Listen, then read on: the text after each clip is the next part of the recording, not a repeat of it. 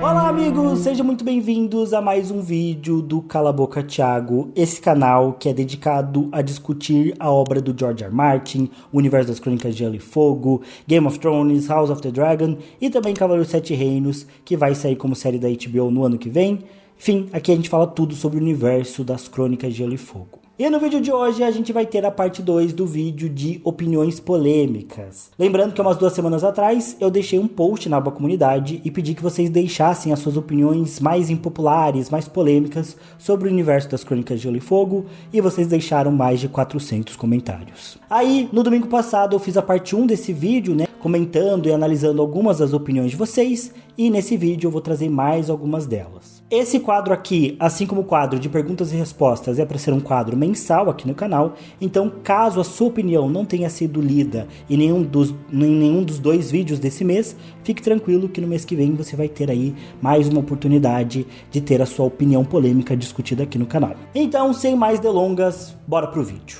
E começando com a opinião Niseg C. Ele deixou 2 opiniões polêmicas, mas eu selecionei apenas uma para o vídeo de hoje. Ele disse: apesar da semente da dança ter sido plantada com o Jaehaerys, é injusto botar a culpa nele, porque uma guerra civil era inevitável e nem o Jaehaerys poderia impedir. Se o Jaehaerys nomeasse a Rhaenys, a legitimidade dele próprio não faria sentido, porque ele passou à frente da irmã mais velha, Rhaena. Essa incoerência também seria usada de argumento para a briga de sucessão. O único jeito de evitar a guerra seria se o Aegon Conquistador estabelecesse ele próprio as regras de sucessão, já que a reivindicação dele não era baseada em sucessão, e sim na conquista. E eu quis trazer essa opinião aqui porque ela complementa um pouco algumas questões que a gente já tem discutido várias vezes aqui no canal, e também no vídeo de opiniões polêmicas do domingo passado, sobre a culpa da dança ser ou não do Jaehaerys. Eu concordo bastante com essa opinião aqui. É importante de lembrar que o próprio Jaehaerys passou na frente de uma das irmãs dele, nessa questão de sucessão, lembrando que o Westeros segue a regra de sucessão ândalo, onde o homem sempre tem preferência da mulher. E o que ela traz aqui é muito importante. Primeiro, que a única pessoa que poderia ter realmente implementado uma sucessão feminina sem sofrer grandes oposições seria o Aegon Conquistador. Primeiro, porque ele tinha muita moral em Westeros, afinal ele uniu os 7 reinos na base da porradaria, então ele poderia impor as regras que ele quisesse,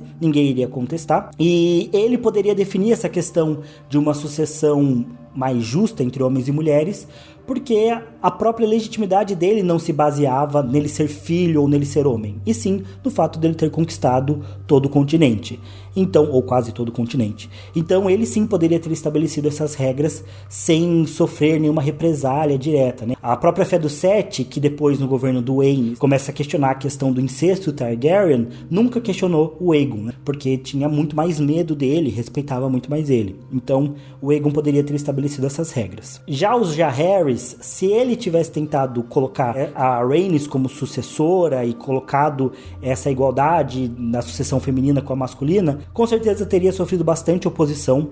Eu acho que no primeiro momento em que o possível governo da Rhaenys sofresse alguma crise política, alguma crise econômica, já teria apoiadores do Viserys, por exemplo, colocando em contestação o governo da Rhaenys e dizendo que o Viserys seria um rei melhor. E mesmo que o Viserys, por conta da personalidade dele, não quisesse enfrentar a Rhaenys em rebelião diretamente, não quisesse brigar com ela pela coroa, vamos lembrar que o Viserys tinha como irmão o Daemon, e ele provavelmente sim assumiria esse papel de brigar pela sucessão masculina. Eu acho que o Daemon não ficaria quieto, e com certeza ele teria apoiadores para brigar pela coroa contra a Rhaenys. E vale lembrar aqui um detalhe bem importante, que mesmo o Conselho de 101, que foi feito para escolher quem seria o sucessor do Jaehaerys, não foi uma disputa entre o Viserys e a Rhaenys. Isso é coisa de House of the Dragon. Nos livros, a disputa era entre o Laenor Velaryon e o Viserys, porque estava se considerando não a Rhaenys como uma rainha, e sim a sucessão dela, a linhagem feminina, ter validade também na história. Eu não sei se isso melhora a situação ou piora a situação, mas nos livros, por mais que a rainha Lysane considerasse que a Rhaenys deveria ser rainha, e ela tivesse alguns apoiadores, não era ela que estava na cédula de votação, e sim o Laenor Velaryon. E um dos motivos pro Viserys ter sido escolhido é que ele era, entre aspas, mais Targaryen e também que ele era mais velho do que o Laenor, né? Então havia uma questão de considerar o Viserys mais experiente, mais pronto para governar. O Laenor era ainda muito novo. Então todos esses critérios pesaram. Mas a Rhaenys, de uma forma oficial, nunca foi considerada para ser rainha. Aí vocês discutam se isso é melhor ou piora a situação, se deixa Westeros mais machista, provavelmente. Mas enfim, é um ponto a se considerar, porque eu vejo muitos comentários falando, não, porque a Rhaenys seria rainha, não sei o quê. Oficialmente ela nunca foi considerada. Próxima. O Jean Souza fala: Jaime Lannister não merece redenção. Não importa que ele não seja de todo mal, isso não muda o fato que ele arremessou uma criança de uma torre. É apaixonado da irmã e matou o rei que, por pior que fosse, ele jurou proteger. É uma opinião bem polêmica, mas eu acho que o Jaime merece sim redenção. Eu acho, não sei se é a minha criação cristã, que me diz que acho que todas as pessoas merecem redenção, merecem ter uma segunda chance. Vale lembrar que apesar de ser bem cruel, eu não sei se vou estar passando pano aqui, mas apesar de ser bem cruel o Jaime ter jogado o Bran da torre, era uma situação de vida ou morte quase pra ele, né? Porque não havia nenhuma garantia de que o Bran iria manter a boquinha fechada, ele era uma criança, e se essa fofoca se espalhasse, né? Como Ned Stark sempre deixou muito claro, ele, a Cersei e os filhos deles todos provavelmente seriam mortos. Acho que o Jaime considerou tudo isso na hora de jogar o Bran. Eu acho que não foi um empurrão por pura maldade, foi um empurrão de preservação. Provavelmente isso não melhora muito a situação do Jaime, mas é um fator a se considerar. Eu não acho que foi um ato de maldade do Jaime. E ele é muito debochado, né? Ele fala, as coisas que fazemos por amor. Foi uma ironia, porque esse é o jeito do Jaime, mas eu acho que foi realmente uma ação de sobrevivência, né? Porque se isso chegar no Robert, a gente tá muito ferrado. Quanto ele ser apaixonado na irmã, eu não sei, não vou entrar nesse critério aqui disso ser um crime ou não, sei lá, as pessoas às vezes são meio malucas mesmo, então... Lingote os Targaryen também eram apaixonados nas irmãs e ninguém tá falando que eles não merecem redenção, muito pelo contrário, né? É super aceitável os Targaryen. Então acho que isso aqui não é um critério. E o fato de ter matado a Aerys, que ele jurou defender, eu acho que ele tinha um ótimo motivo pra matar a Aerys. Lembrando que o Robert, o Ned, o Jon Arryn também juraram lealdade a Aerys e se levantaram contra eles e ninguém tá pedindo a cabeça deles, né? Então, acho que se voltar contra um rei que era um tirano, maluco, que era sangue frio na hora de assassinar as pessoas, que mandou o Jaime matar o próprio pai e que ainda queria queimar a cidade com 500 mil pessoas por pura loucura, eu acho que o Jaime tinha bastante razão. Agora, o fato de eu achar que o Jaime merece redenção não significa que eu acho que ele merece ficar impune da situação. Eu acho que ele mereceria ser exposto, né, por ser a pessoa que jogou o Bran da janela e sofrer uma punição por isso. Eu acho que o Jaime merecia estar na Patrulha da Noite, por exemplo. Mas, enfim, essa é uma justiça que nunca vai acontecer nos livros de GOT. Mas redenção, ele se arrepender do que ele fez com o Bran, quem sabe ter uma cena em que ele peça desculpas pro Bran e o Bran perdoe ele, mais ou menos como aconteceu lá em Game of Thrones, eu acho que o Jaime merece sim redenção, mas não que ele merece impunidade. São coisas diferentes. O Leonardo Senezuin, desculpa se eu não li o seu nome certo, users são complicados. Ele falou aqui: acho a Daenerys bastante imatura, como é de se esperar da idade dela. Ela não para de pensar que as ações dela podem se voltar contra ela mesma, como em Rimasdur se voltar contra ela, as consequências de libertar os escravos da Baía dos Escravos, ou o que seria desses escravos após a libertação. Por mais massa que sejam esses atos, são todos impensados. Fora que ela ressalta o tempo todo como ela é madura, uma mulher feita, sendo que ela tem uns 15 anos no 5º livro, e usa como argumento de maturidade ter sido esposa de um Khal, como transar fosse sinônimo de maturidade.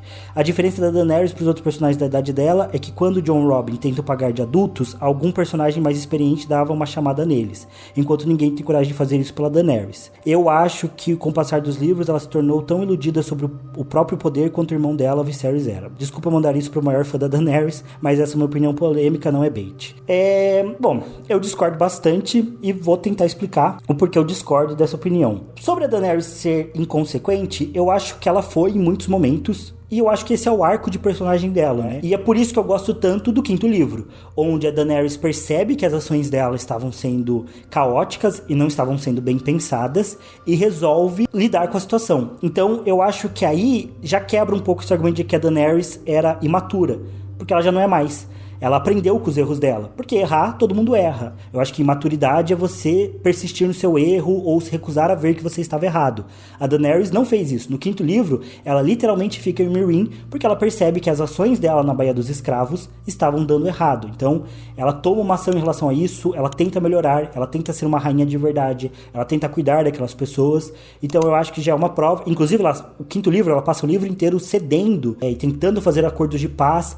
E eu acho que é engraçado, porque eu acho que é por isso que as pessoas não gostam. Porque as pessoas muitas vezes querem ver uma Daenerys que seja a poderosa, a guerreira, que foi essa Daenerys muitas vezes apresentada em Game of Thrones, que não cede nunca, que tem frases de efeito, que queima todo mundo. E a Daenerys não é assim. A Daenerys dos livros passa o 5º livro inteiro tentando negociar, tentando ceder, tentando ver o lado das outras pessoas, mesmo quando ela não concorda, tentando fazer algo pelo bem maior de verdade. Então eu acho que ela aprendeu com esses erros e com ações inconsequentes, e o 5º livro é justamente ela tentando mudar isso. Então eu já acho que ela não é imatura por conta disso. Quanto ela se achar madura por ser uma mulher feita, por ter sido esposa de um Khal, por ter transado, primeiro que esse aqui é o universo das Crônicas de Gelo e Fogo, onde uma garota se torna mulher quando ela menstrua. Então ela é uma mulher feita para esse universo, assim como Jon, Robb são homens feitos no momento em que fazem 15, 16 anos. Então ela é uma mulher, ela é como se uma mulher de 30 anos estivesse pensando, não, eu sou uma mulher feita. A Daenerys é uma mulher nesse universo. E eu acho que o ponto todo que ela se pensa uma mulher madura por ter sido esposa de um Khal, eu não acho que é por ter transado. Eu acho que é porque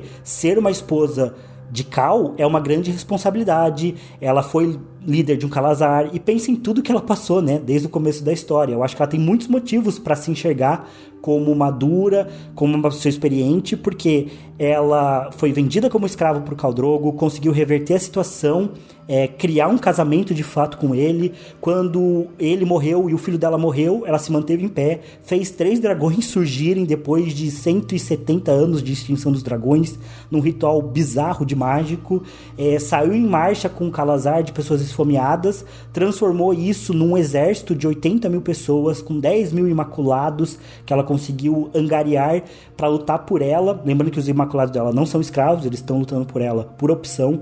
Então eu acho que ela tem bem bons motivos para se considerar uma mulher bastante experiente, bastante vivida, porque ela viveu muita coisa.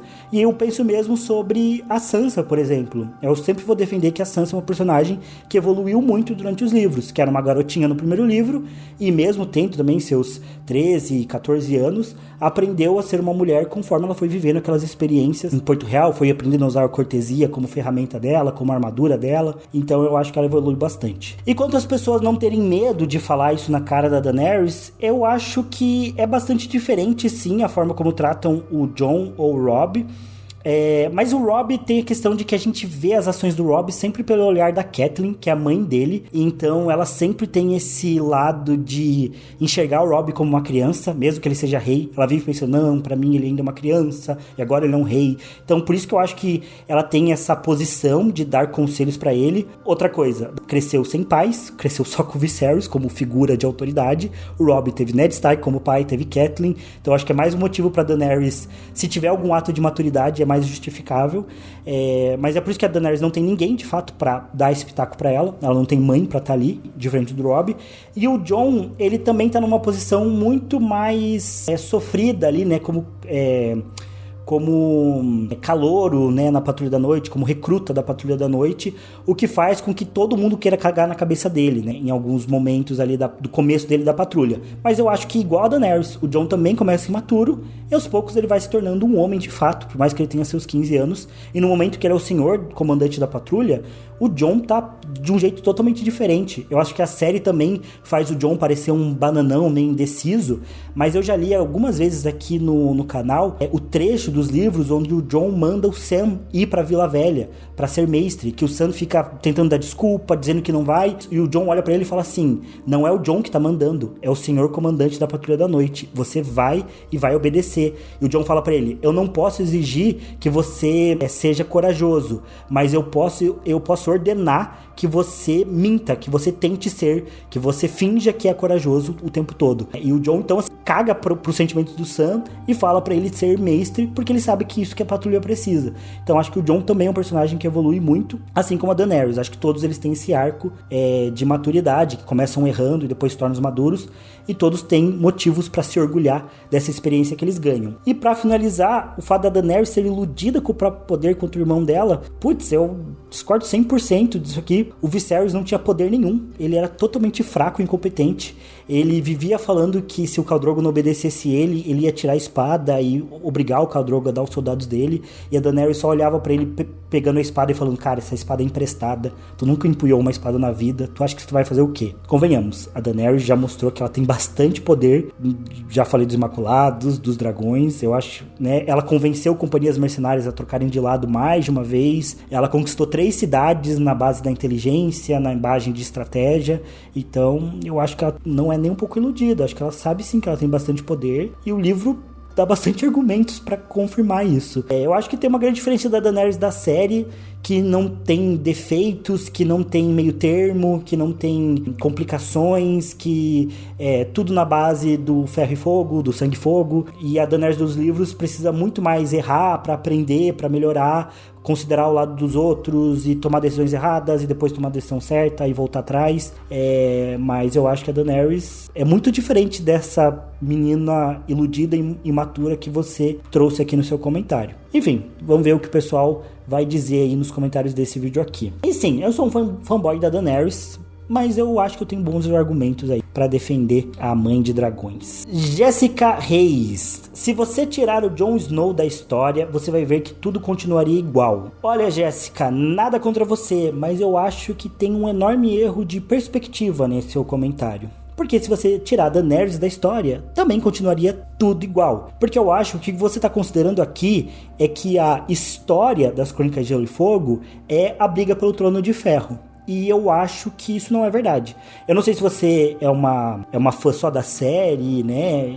Ou se você já leu os livros. Aqui eu falo pensando mais nos livros sempre. Mas o ponto todo é que a história das Crônicas de Gelo e Fogo não se resume nessa ideia de quem vai ficar com o Trono de Ferro. Tanto que o Jon e a Daenerys são muito provavelmente os personagens principais da história, né? Junto ali também com Tyrion, com Arya, com Bran. Eles são os 5 grandes protagonistas que a gente tem nos livros. Mas o grande ponto é que, embora a história do Tyrion, de figuras como a Cersei, o Jaime, a Sansa, estejam muito ligadas a essa disputa pelo Trono de Ferro, a história da Daenerys e do Jon estão ligadas a outros elementos da história, né? O Jon ligado muito à questão da Longa Noite, e a Daenerys muito a questão do renascimento dos dragões. Eles são gelo e fogo, eles dão até nome os arcos deles, né, dão nome pro título da história. Então, eles são muito importantes, embora nenhum dos dois interfira diretamente no arco aí do jogo político, da briga pelo Trono de Ferro. E eu diria até que a Arya e o Bran também não interferem muito, né? Então, se você pegar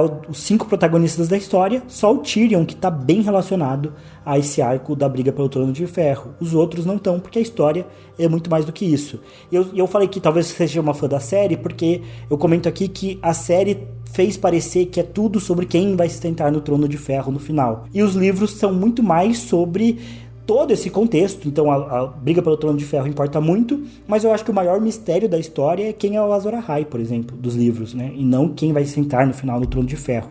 A gente nem sabe se vai ter Trono de Ferro no final dos livros, porque a Longa Noite deve ser um evento importante nos livros, então eu acho que tem essa grande diferença aí de perspectiva. A história das Crônicas de Gelo e Fogo não se resume à briga pelo Trono de Ferro. Rafael Morosini: Daenerys tem vários traços de crueldade quando tenta fazer justiça nos livros. Olha, aqui eu vou concordar um pouco. Acho que a Daenerys, em alguns momentos, passa bastante do ponto. Na verdade, pensando aqui, eu vou elencar 2 momentos que eu lembro que a Daenerys passa do ponto. O primeiro é a Mirri Maz Duur, que ela manda queimar a mulher, é bem cruel, se parar pra pensar. Mas eu acho que depois da Mirri Maz Duur basicamente ajudar a assassinar o filho da Daenerys e enganar ela, a mesma questão do Jaime, né? Teve um questão emocional ali que pesou, mas foi um ato cruel. E quando a Daenerys, especialmente acho que esse é um momento de maior crueldade da Daenerys, é quando ela manda crucificar os mestres de escravos que tinham crucificado 270 crianças na estrada de Yunkai até Meereen. Então a Daenerys se vinga deles. Porém, nos livros, a própria Daenerys se arrepende de ter feito isso e, mais uma vez, aprende com esse ato. Ela fala que ela tinha se sentido um dragão vingador quando ela invadiu a cidade e ordenou a crucificação dos mestres de escravos como vingança, né, pelo que eles fizeram com as crianças. Mas depois, conforme o corpo deles ia apodrecendo na praça, ela percebeu que tinha sido uma ação totalmente irracional e que só prejudicou o status da cidade, né, e o clima político da cidade, e ela se arrepende desse tipo de atitude, depois tenta compensar, enfim. Então, ela tem alguns traços de crueldade, mas o pessoal usa alguns desses elementos para dizer que nos livros ela vai fazer a mesma coisa que ela fez da série. E eu simplesmente acho que não tem relação nenhuma.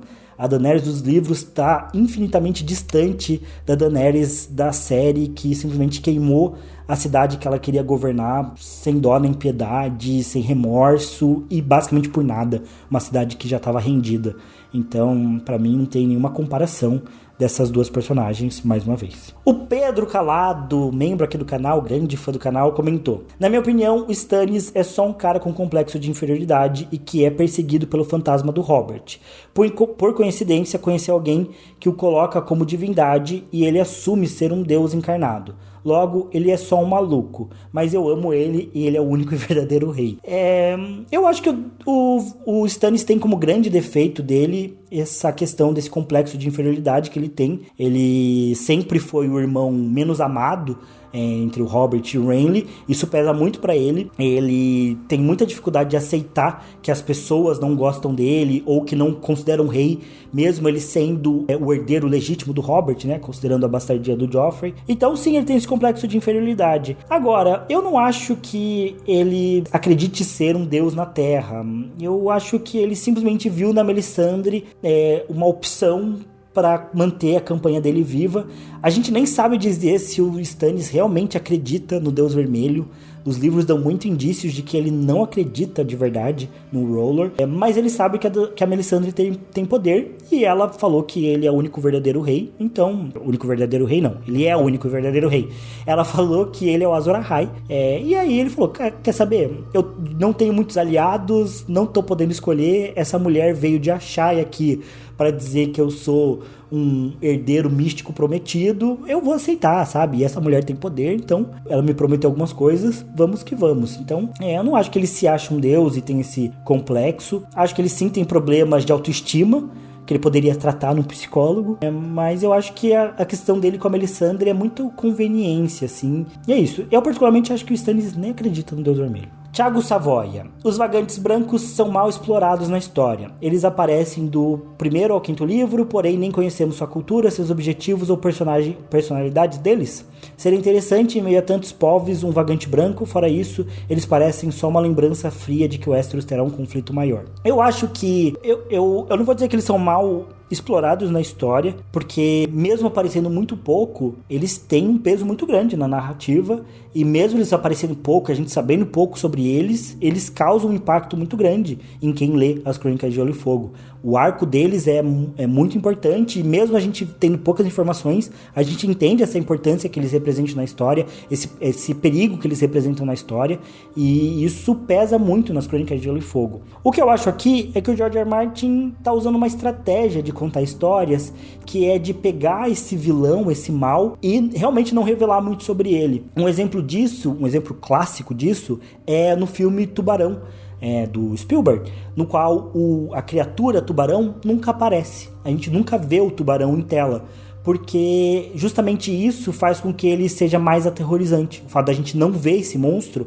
torna ele mais ameaçador. E se eu não me engano, filmes de terror como A Bruxa de Blair, por exemplo, também nunca mostram a bruxa de fato. Ela é só uma presença no filme, o que também torna ela muito mais assustadora. E até também o filme A Bruxa, filmes de terror psicológico, muitas vezes não mostram esse mal encarnado, dando nome, falando curiosidades sobre eles. Esse mal muitas vezes é só uma presença premissa que percorre todo o filme, todo o livro, e às vezes só aparece um pouco no final, para que a gente ache ele mais assustador. A gente tem muito mais medo das coisas que a gente não conhece. Então acho que é uma estratégia que o Martin está usando, e acho que funciona. Eu gostaria de ter mais informações sobre os Caminhantes Brancos, mas se a gente tivesse um POV deles nos livros, eles iam perder esse tom ameaçador, esse tom místico que eles têm. Então eu acho que tá melhor do jeito que está. Só que eu espero que no 6º livro a gente tenha realmente um pouco mais de informações sobre eles através do Corvo de 3 Olhos e do Bran. O que você ia falar? Que dá mistério. Aumenta o mistério da história, isso é bem importante.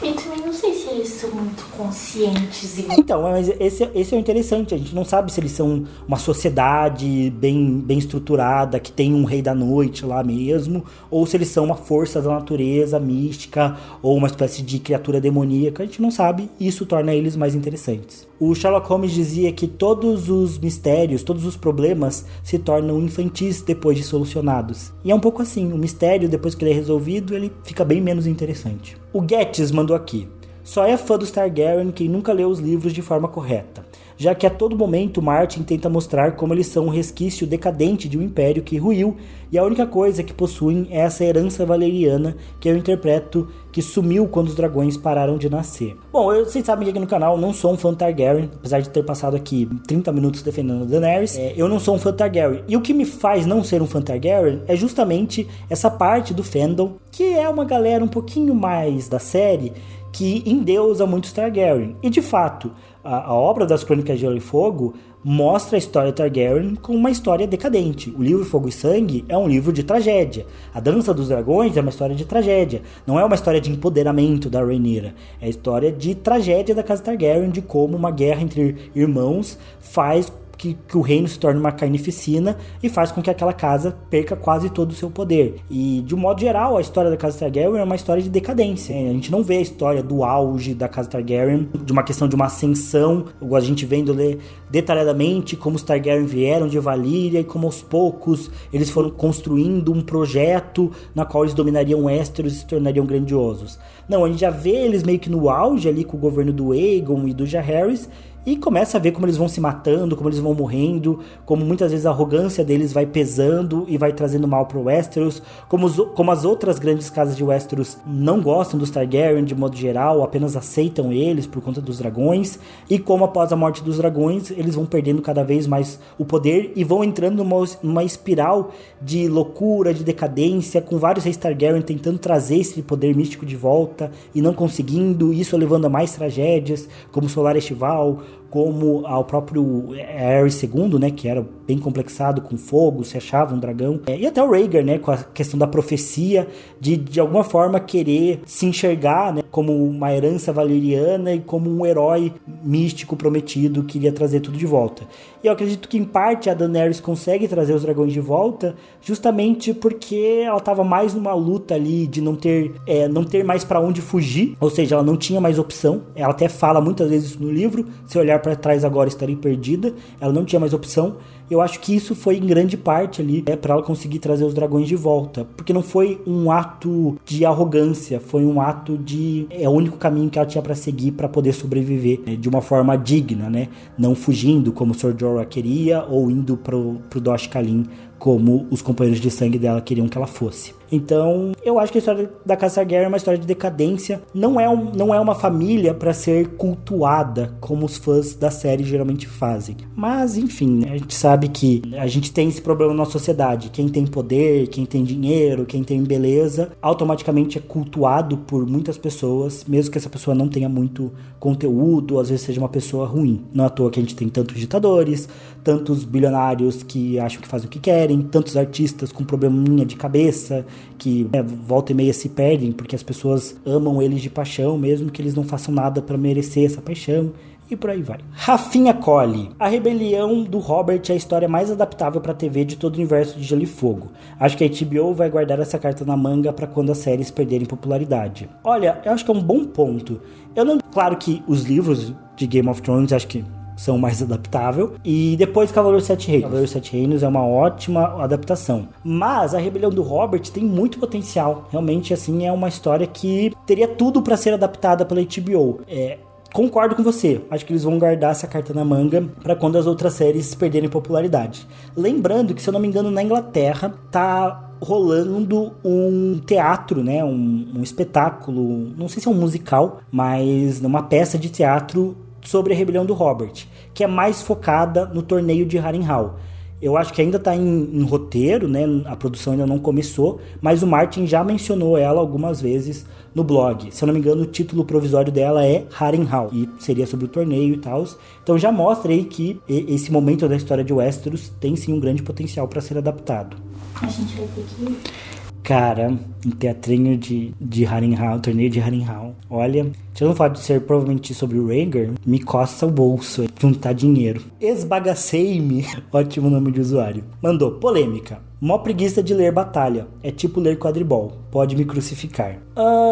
Tá bom. Isso é bem polêmica de livro mesmo, né? De leitores. Eu vou admitir que eu também não sou um grande fã das cenas de batalha, de um modo geral. Cenas de luta, de modo geral. Eu gosto quando tem no livro, acho que são importantes, mas eu leio bem rápido. Até porque, pra mim, cenas de batalha, cenas de luta, tem que ser rápidas. Porque a batalha costuma ser rápida, né? Quer dizer, às vezes as batalhas duravam dias e tal. Mas eu acho que na experiência do livro, pra mostrar quanto a batalha é caótica, o quanto os movimentos são rápidos, o quanto a vida daquele personagem tá por um fio, acho que a descrição tem que ser rápida. E numa luta, mais ainda, né? Os golpes têm que ser rápidos. Porque se você leva 2 parágrafos pra ler sobre um golpe, não faz sentido, né? Os caras estão lutando em câmera lenta. Então eu acho que pra experiência ser boa, a cena tem que ser descrita de uma forma rápida. Eu acho que o Martin consegue muitas vezes descrever de forma rápida as batalhas, mas eu admito que eu tento ler sempre numa sentada só, assim, sabe? Eu começo a batalha e vou lendo rápido e depois não volto. Diferente de outros textos do livro, que às vezes eu volto porque não peguei alguma coisa, tento reler, as batalhas eu tendo a ir mais rápido, porque eu penso que é tudo caótico mesmo e as coisas têm que ser rápidas. Já quadribol, eu também não sou um grande fã de quadribol, então não vou me pronunciar muito, mas eu acho que, né, os trechos de quadribol são bem rápidos em Harry Potter. O único problema é que é sempre bem previsível, né? Ou o Harry vai vencer, ou ele vai se machucar durante o jogo. Então, sempre isso que acontece. Husky Musky. O George criou o plot do jovem Griff no meio dos livros, talvez para incluir a trama dos Blackfyre. Não acho o plot ruim, mas também não vejo como um plot que precisava ser introduzido no 5º livro. Eu acredito que o George R. R. Martin... O que o pessoal diz é que o George R. R. Martin, conforme escrevia Cavaleiro dos Sete Reinos, porque se eu não me engano, Cavaleiro dos Sete Reinos foi publicado mais ou menos no final dos anos 90, o primeiro conto, depois lá por 2004, 2005 e o último lá por 2011. Ou seja, o Martin escreveu os contos do Cavaleiro dos Sete Reinos enquanto escrevia, respectivamente, o 3º, 4º e o 5º livro. E é por isso que esses 3 livros têm mais elementos da trama Blackfyre. Porque enquanto o Martin escrevia os livros principais das crônicas, ele estava fazendo ali a história do Cavaleiro dos Sete Reinos e começava a pensar mais na trama Blackfyre, pensar em mais detalhes, e isso foi passando, algumas das referências foram passando para os livros principais da saga. Então, provavelmente, o Martin colocou esse plot do jovem Griff no 5º livro porque ele tinha escrito o 3º conto do Cavaleiro dos Sete Reinos, que é basicamente inteiro sobre os Blackfyre. Então, ele estava bem imerso na trama Blackfyre e resolveu incluir algo sobre isso nos livros das crônicas. Eu acho sim que não foi algo pensado desde o começo, o jovem Griff, foi uma introdução de última hora, e vamos ver no que dá, né? Eu também acho que é um plot que destoa um pouco desse arco final da história, mas eu gosto de tudo que difere da série. Eu gosto de tudo que destoa porque mostra que a gente deve ter um final dos livros bem diferente do que a gente viu em Game of Thrones, porque a prioridade do Martin muda, né? E esse é um critério que a gente pode levar em consideração. Muita gente diz, porque o Martin já tinha passado informação X ou Y pro D&D. Primeiro que metade das coisas que as pessoas falam que o Martin já tinha falado pro D&D é bem vago, né? Nunca tem fonte onde o Martin afirma, eu passei isso pros D&D. Já é um pouco dúbio essas afirmações. Mas vamos lembrar que as pessoas mudam. E o Martin, que começou a escrever as Crônicas de Gelo e Fogo em 1993, é um homem bem diferente em 2024. E o Martin, que escreveu as Crônicas de Gelo e Fogo em 2011, é um homem bem diferente agora em 2024. Então, com certeza, e todos esses anos, impactam na escrita dele, nas ideias que ele tem, nas opiniões que ele tem, nos valores que ele tem, as coisas que são mais, as prioridades dele, né, as coisas que são mais ou menos importantes, e com certeza isso vai ter impacto na obra. Então, questões que ele pode ter falado pro D&D que eram importantes em 2016, talvez não sejam tão importantes hoje. Então, com certeza isso vai pesar no futuro dos livros, o que vai tornar os livros mais diferentes do final de Game of Thrones. André Zalani. Tywin Lannister é o MVP das crônicas. Personagem mais bem construído, cheio de camadas, que toca a história pra frente e está muito presente até depois de morto. Poderíamos ter Azor Ahai sem Ned Stark, sem Daenerys Targaryen, sem Jon Snow, Melisandre, mas jamais sem Tywin Lannister. Acho que você deu uma exagerada. Eu acho que não daria pra ter Azor Ahai sem Ned, sem Daenerys, sem Jon ou Melisandre. Mas eu também acredito que o Tywin Lannister é um top 7, pelo menos, melhores personagens das crônicas. É com certeza um dos mais bem construídos, de fato. É um personagem que tem muitas camadas. É um personagem muito interessante. Eu acho que o Tywin passa esse elemento de ser essa figura histórica mesmo, muito controversa, mas muito poderosa na história, né? Que tem muito impacto naquilo que ele faz. Não sei se vou comparar com um Mussolini da vida, ou se um Júlio César, ou se um Napoleão Bonaparte, talvez, mas essas figuras históricas que têm muito peso, por mais que elas sejam muito controversas, por mais que elas tenham seus atos de vilania, elas acabam tendo um peso muito grande na história. Eu acho que o Tywin tem esse aspecto dentro das Crônicas de Gelo e Fogo. Então, ele tem muita presença e ele move realmente a história adiante. É um personagem muito central no arco de muitos personagens. Ele é toda a fundação do arco dos Lannisters, né? Tyrion, Cersei e Jaime são totalmente influenciados pelo Tywin. Então, sim, ele é muito importante. Mas não acho que ele seja o mais importante das crônicas. Eu acho que, tirando a Melisandre aqui, acho que a Melisandre também tem muita importância. Não vamos menosprezar a querida Mel. O pessoal sempre ri que eu chamo a Melisandre de Mel. Mas se a Daenerys pode ser Dany, se o Eddard Stark é o Ned, por que a Melisandre não pode ser Mel? Sendo que o nome dela é Melanie, inclusive. Então é a Mel. Se reclamar, vou chamar de Melzinho, ainda por cima. Eu acho que ela é bem importante pra história também. O arco ali do Jon, ela move bastante a história. E talvez tenha até papéis mais importantes no futuro. Então eu acho que ela é bem importante. Mas o Tywin é mais importante que ela. Mas dos que você citou, só ela que o Tywin é o mais importante mesmo. Mas sim, é um personagem muito interessante aí das crônicas. E vamos combinar, né? O ator que interpretou o Tywin também imprime muito poder nesse personagem, né? O cara era muito bom. Eu ouso afirmar que é o melhor ator de Game of Thrones, né? Eu acho. Junto com o Peter Dinklage, talvez, os dois. Tem também o Pedro Pascal, mas o Pedro Pascal tem uma participação pequena, né? Como o Bennin. Eu diria que E a atriz da Cersei, a Lena Headey, também é muito boa. Mas eu acho que o ator do Tywin, que infelizmente me fugiu o nome dele agora, ele é o melhor ator das crônicas. Das crônicas não, né? De Game of Thrones.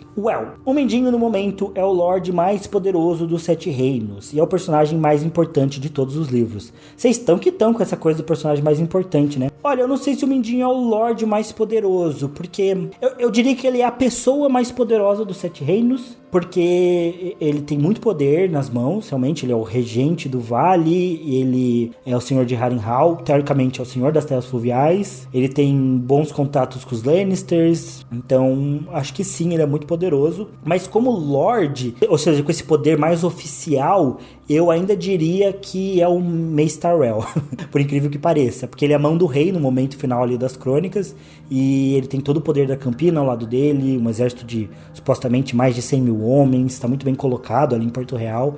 Então eu diria que ele é o mais poderoso. Se não fosse ele, seria o Kevan Lannister, mas o Kevan Lannister é morto pelo Varys no epílogo do 5º livro. O Mindinho, ele é a pessoa mais poderosa, mas é porque o poder dele tá nesse jogo das sombras que ele faz. Então, como Lorde, eu acho que o Mace Tyrell tá na frente. E se ele é o personagem mais importante de todos os livros, ainda fico com Jon, né? Jon, Daenerys e Tyrion, mas o Mindinho também é essa figura que move muito a história. Então, nesse top 7 aí de personagens, talvez a gente tivesse que colocar o Mindinho também dos mais importantes dos livros. Nathan. Se o trono é de quem tem poder militar ou político para conseguir conquistar e manter o trono de ferro, então o trono é dos Lannisters por direito. Mentir também é uma arma em todo jogo político e é mais justo do que dragões. Bom, nesse caso, se vale tudo, dragões e mentir é igualmente, como pode dizer, igualmente justo, né? Não acho que mentira no jogo político é mais justo que dragões. Os dois são igualmente justos. Se vale tudo na política, até cadeirada. Mas eu acho que sim. Se os Lannisters tomaram o Trono de Ferro e mantiverem o Trono de Ferro, o trono é deles. Porém, um critério que você tem que considerar aqui, que é muito importante, é que os Lannisters não conseguiram ainda consolidar a sua posição. No momento em que o Robert morre, o Joffrey já é imediatamente contestado como rei. Ele é contestado pelo Balon Greyjoy, contestado pelo Stannis, pelo Renly, pelo Robb, ou seja... sim, o trono é de quem ficar e os Lannisters estão usando uma mentira para consolidar o seu poder e a sua posição. Beleza. Mas eles estão sendo contestados. O Robert também foi contestado, né? Os Greyjoy também iniciaram uma rebelião no momento em que, pouco tempo depois que o Robert foi coroado. E o Robert foi lá e esmagou a rebelião. Então, o Joffrey também teria que fazer isso. Porém, ele foi morto. Agora a gente tá no reinado do Tommen. E os Lannisters ainda estão precisando consolidar esse poder. Porque por mais que o Renly tenha sido derrotado, o Robb tenha sido derrotado, a gente ainda tem os Greyjoy em rebelião, a gente tem o jovem Griff chegando agora em Westeros para contestar o trono e a legitimidade dos Lannisters e o trono deles, e a gente ainda tem o Stannis lá no norte, que mantém a sua pretensão, mantém a sua campanha e ainda está contestando os Lannisters. Se no final da história todas as rebeliões fossem finalizadas, o Tommen se mantivesse no Trono de Ferro e mantivesse o poder, e aí fosse coroado de fato como Tommen I, e aí tivesse o seu reinado por anos, aí beleza.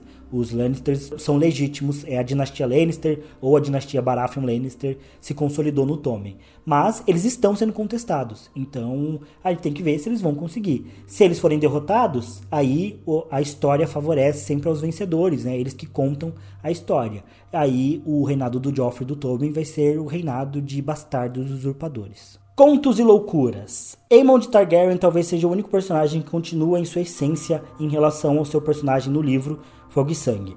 Um dos únicos que está ativamente na guerra e que não foi descaracterizado totalmente, lembrando a todos os espectadores que há uma guerra rolando. Eu nem acho que essa opinião é tão polêmica, pelo menos aqui pro padrão do canal, né, pro público do canal. Acho que já é um elemento que a gente já comenta há muito tempo, mas sim, acho que é algo importante da gente ressaltar de positivo em House of the Dragon, por assim dizer. O Aemond é um personagem que continua muito dentro da sua essência, apesar da série ter feito alterações na personalidade dele.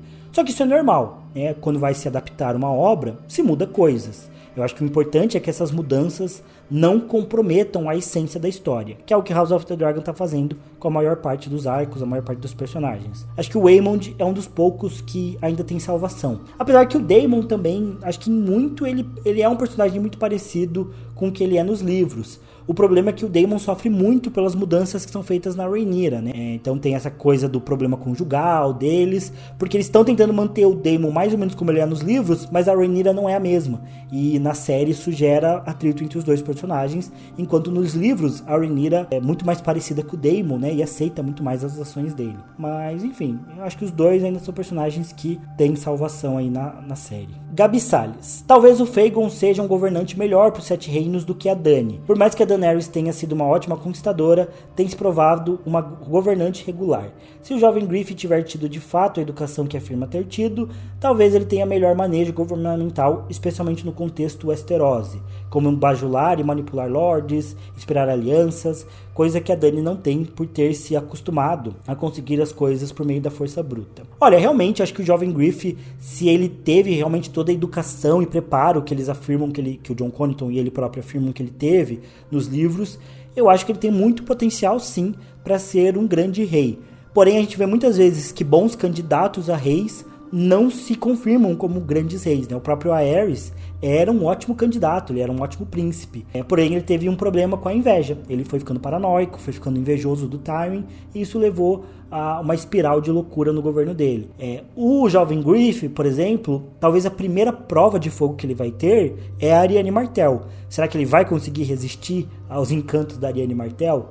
Vai conseguir olhar além da beleza dela e da sedução dela?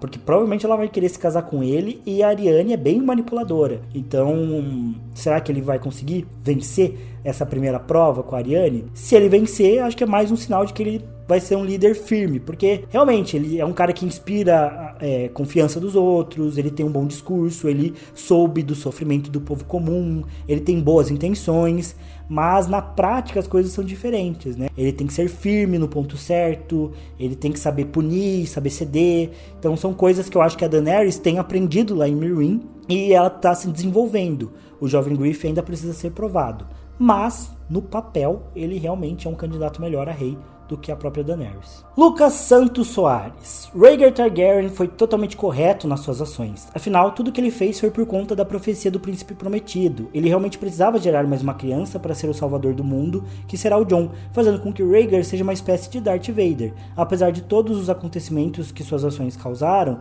no final foi por conta dele que o mundo encontrará a paz, assim como Vader em Retorno de Jedi, ignorando a trilogia nova. Sem as ações dele não existiria Jon Snow, e com isso, ao longo da noite, os outros ganhariam no final das crônicas. Olha, eu acho que isso é um argumento muito fraco para defender o Rhaegar, porque primeiro que ele podia ter feito as coisas de um jeito muito diferente. Se ele queria ter tido 3 filhos, ele poderia ter feito as coisas de uma forma muito mais aberta. Ele poderia ter tentado anular o casamento com a Lyanna Martell. Ele não precisava ter sumido com a Lyanna por 1 ano, deixando a guerra rolar, abandonado a mulher e os filhos, que acabaram sendo mortos de forma brutal. Ele poderia ter primeiro deposto o pai, para ele próprio ser rei, e aí poder de alguma forma tentar anular o casamento, sendo que ele já sabia que o pai dele era louco e provavelmente ele já tinha planos de depor o pai. Ele não precisava ter exposto a mulher dele ao ridículo ao coroar a Lyanna como rainha do amor e da beleza, no momento lá em Hall que o Ned Stark descreve como o momento onde todos os sorrisos morreram, onde ele humilhou a esposa dele publicamente. Sem contar que esse papo de ele só tava seguindo a profecia, coitadinho. Gente, as profecias nas crônicas são totalmente difíceis de serem decifradas. A gente vê personagens como o Bran e como a Daenerys que têm visões proféticas, que lidam com profecias, com visões o tempo todo. A gente vê na prática o quanto elas são difíceis de interpretar. Não existe certeza de como elas vão acontecer. Não existe nada concreto que diga que você tem que seguir essa profecia. Então, não é uma justificativa, porque tudo que indica, na verdade, é que o Rhaegar, ele seguiu essa profecia. Ele foi um cara que era totalmente egocêntrico, que achava que se ele não era o príncipe que foi prometido, então, porque inicialmente ele acreditava nisso, né, que ele era o príncipe que foi prometido, mas quando ele percebeu que talvez não fosse ele falou, não, mas tem que ser um filho meu, então. E aí ele começou a buscar o filho dele. Sem contar que você fala aqui que o Jon Snow é o príncipe, então isso justificaria o Rhaegar, mas a gente nem sabe se o Jon Snow é esse príncipe que foi prometido. A Daenerys, eu acredito que tem mais chances de ser do que o Jon, ou o Jon e a Daenerys, o que já diminui o impacto do que o Rhaegar teve, porque se é mais de uma pessoa, então talvez o Rhaegar não precisasse ter feito o que ele fez. Então assim, eu acho que o Rhaegar, mesmo que ele quisesse muito fazer o príncipe que foi prometido acontecer, mesmo que ele achasse muito que fosse filho dele, ele ainda assim humilhou a esposa dele publicamente, sumiu com a Lyanna, deixando o reino queimar por 1 ano, enquanto os dois estavam escondidinhos, e por fim, ele ainda abandonou basicamente a mulher e os filhos dele como reféns do seu pai, e eles acabaram tendo mortes trágicas, enquanto o Rhaegar morria no tridente, falando o nome da esposa? Não, falando o nome da Lyanna. Então, assim, eu acho que ele era bem babaca, e essas justificativas pra diminuir o lado do Rhaegar, pra passar um pano, são o que fazem com que eu ache que ele é o pior personagem das crônicas. Ele não é cruel como o Ramsay, como o Tyrion às vezes como o Montanha, mas esses personagens a gente sabe que eles são cruéis e a gente não passa pano pra eles. Agora o Rhaegar cometeu uma série de erros, foi extremamente babaca e egocêntrico, e as pessoas passam pano pra ele porque eu acho que ele tem essa vibe de ser galante, porque ele é Targaryen, porque nossa, ele acreditava em profecias, e ele sabia ser cavaleiro e tocar bardo. Nossa, incrível o Rhaegar. E os personagens dentro das crônicas são assim, né? A Cersei adora o Rhaegar porque ele era lindo. O Barristan porque, nossa, ele era um príncipe maravilhoso. E o Jaime porque, meu Deus, ele inspirava muita confiança dos homens da Guarda Real. E no final das contas, ele foi extremamente egoísta e deixou a dinastia inteira morrer e sofrer por conta de acreditar que ele estava destinado de alguma forma a cumprir uma profecia. Enfim, ainda que tenha sido isso, ainda que o Jon Snow seja parte dessa história do príncipe que foi prometido, um alto custo pro Rhaegar, né? Tudo isso que aconteceu, com certeza não foi como ele esperava que fosse. E pra família dele, pros outros filhos dele, né? Teve um filho e deixou os outros serem massacrados. Pai do ano. Mas é isso, pessoal, o vídeo de hoje fica por aqui. Eu tinha muita esperança de que esse vídeo ficasse mais curto, mas eu acho que eu acabei selecionando menos perguntas, menos opiniões, mais opiniões mais longas. E opiniões sobre a Daenerys, que sempre despertam o meu lado fã. Deixem nos comentários o que vocês acham sobre essas opiniões. Lembrando que a ideia é que sejam opiniões polêmicas mesmo, opiniões divergentes. Também a ideia não é aqui ficar simplesmente só fazendo críticas ou só esbravejando, falando mal de personagens, das crônicas. A ideia é ter discussões produtivas sobre esse universo, mas tendo ideias fora da caixa. Espero que sim. Mas é isso, vamos ver se a gente volta com esse quadro no mês que vem. No mais, deixem o seu like, comentem que eu vou estar lendo tudo, respondendo o que eu puder. E eu vejo vocês no próximo vídeo. Falou e até mais.